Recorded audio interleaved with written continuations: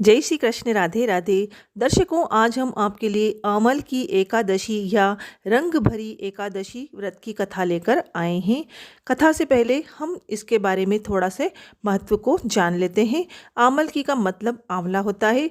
पद्म पुराण के अनुसार आंवले का वृक्ष भगवान विष्णु का अत्यंत प्रिय माना जाता है।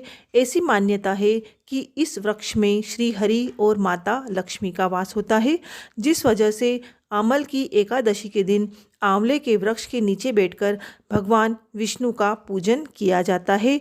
आंवले का भोजन करने और आंवले का दान करने की सलाह भी दी जाती है। कहा जाता है कि समस्त यज्ञों के बराबर फल देने वाले आमल की एकादशी का व्रत करने से व्यक्ति को मोक्ष की प्राप्ति होती है। इस दिन आंवले का उपटन लगाना चाहिए और आंवले के जल से स्नान करना चाहिए और आंवले के वृक्ष की पूजन करना चाहिए। अब हम चलते हैं कथा की ओर। जय श्री कृष्ण। राधे राधे। बोलो श्री कृष्णचंद्र भगवान की जय। पौराणिक कथा के अनुसार इस सृष्टि का सृजन करने के लिए भगवान विष्णु की नाभि से ब्रह्मा जी उत्पन्न हुए। उनको स्वयं के बारे में जानने की चाह हुई। वे जानना चाहते थे कि उनकी उत्पत्ति कैसे हुई है। इन सवालों का जवाब जानने के लिए ब्रह्मा जी ने भगवान विष्णु की तपस्या आरंभ की। काफ़ी समय बाद उनकी तपस्या से प्रसन्न होकर भगवान विष्णु ने उनको दर्शन दिया। उनके दर्शन पाकर ब्रह्मा जी भावुक हो गए और आंखों से आंसू बह निकले। उनके आंसुओं से ही आंवले का पेड़ उत्पन्न हुआ। तब उनकी तपस्या से प्रसन्न भगवान विष्णु ने कहा कि आपके आंसू से आंवले का पेड़ उत्पन्न हुआ है, इस वजह से यह पेड़ और इसका फल उनको बहुत प्रिय होगा। आज से जो कोई भी आमल की एकादशी व्रत करेगा और आंवले के पेड़ के नीचे विधि विधान से मेरी पूजा करेगा, उसे मोक्ष प्राप्त होगा और उसके सभी पाप कर्म खत्म हो जाएंगे। इसी से जुड़ी एक कथा और हम आपको सुनाते हैं। मानधाता बोले कि हे वशिष्ठ जी, यदि आप मुझ पर कृपा करें तो किसी ऐसे व्रत की कथा कहिए जिससे मेरा कल्याण हो। महर्षि वशिष्ठ बोले कि हे राजन, सब व्रतों से उत्तम और अंत में मोक्ष देने वाले आमल की एकादशी के व्रत का मैं वर्णन करता हूँ। यह एकादशी फागुन माह के शुक्ल पक्ष में होती है। इस व्रत के करने से समस्त पाप नष्ट हो जाते हैं। इस व्रत का फल 1000 गोदान के फल के बराबर होता है। अब मैं आपसे एक पौराणिक कथा कहता हूँ, आप ध्यानपूर्वक सुनिए।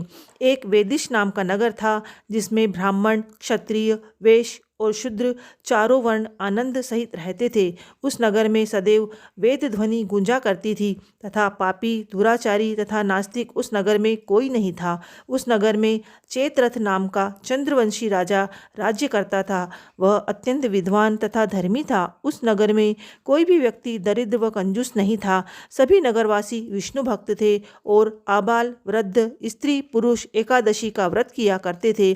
एक समय फागुन मास के शुक्ल पक्ष की आमल की एकादशी आई। उस दिन राजा, प्रजा, बाल, वृद्ध सबने हर्षपूर्वक व्रत किया। राजा अपनी प्रजा के साथ मंदिर में जाकर पूर्ण कुंभ स्थापित करके धूप, दीप, नैवेद्य, पंचरत्न आदि से आंवले का पूजन करने लगे और इस प्रकार स्तुति करने लगे। हे धात्री, तुम ब्रह्म स्वरूप हो, तुम ब्रह्मा जी द्वारा उत्पन्न हुए हो और समस्त पापों का नाश करने वाले हो।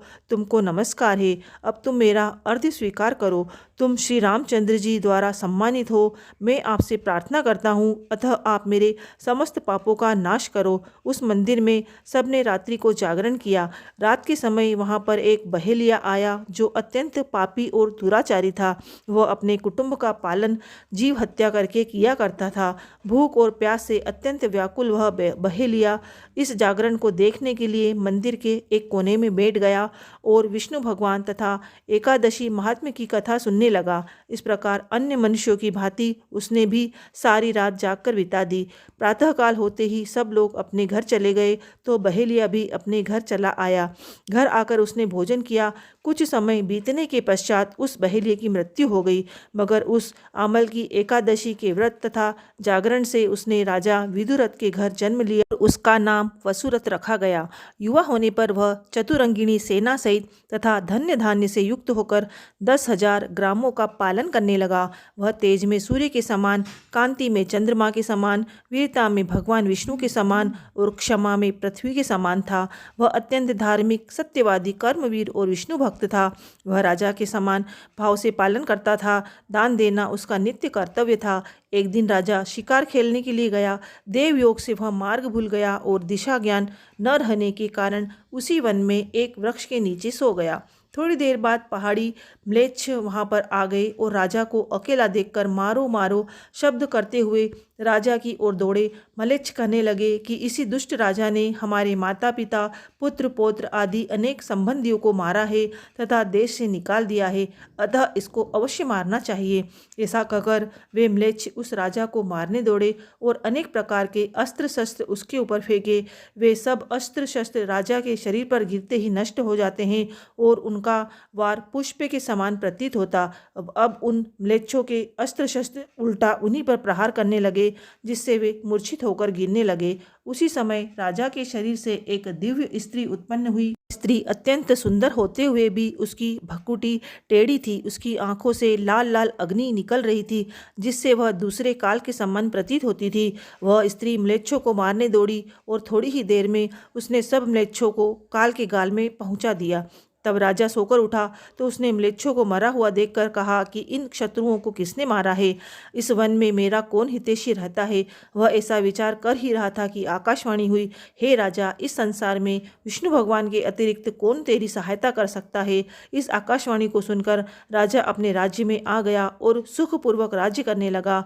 महर्षि वशिष्ठ बोले कि हे राजन, यह आमल की एकादशी के व्रत का प्रभाव था। जो मनुष्य इस आमल की एकादशी का व्रत करते हैं वे प्रत्येक कार्य में सफल होते हैं और अंत में विष्णु लोक को जाते हैं। तो ये थी आमल की एकादशी व्रत की कथा। बोलो श्री कृष्णचंद्र भगवान की जय। कथा अच्छी लगी हो और हमारा वीडियो आपको पसंद आया हो तो हमारे चैनल को लाइक करें, सब्सक्राइब करें और हमारे वीडियो को शेयर अवश्य करें।